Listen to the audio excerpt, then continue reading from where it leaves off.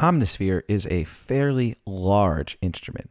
It's about 60 gigabytes worth of data that needs to be stored somewhere on your hard drive, preferably a fast place, because a lot of this stuff is samples being played back through its powerful synth engine.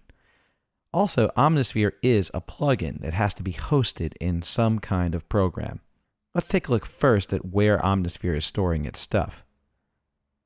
So depending on where you installed it, Omnisphere will have a Spectrasonics directory.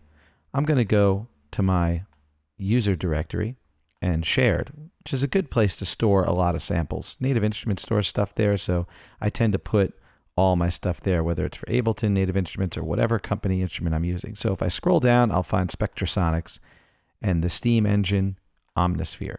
So these are all instruments that use Steam, and there's Omnisphere.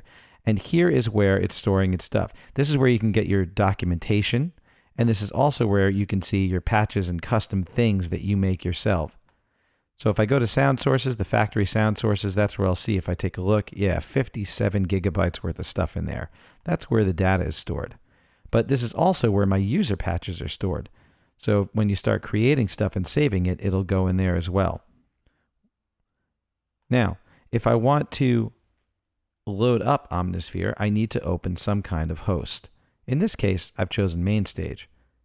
So if you look under Input, right where my virtual instruments are, I go to my AU instruments, or you could be going VST instruments if you're using a VST host, and then choose Spectrasonics, Omnisphere, and then I have to pick whether I want to use the stereo out or the multi-out. I'm going to use the stereo out, and once you've done that, it will instantiate it, and you can open it up, and there is the plugin.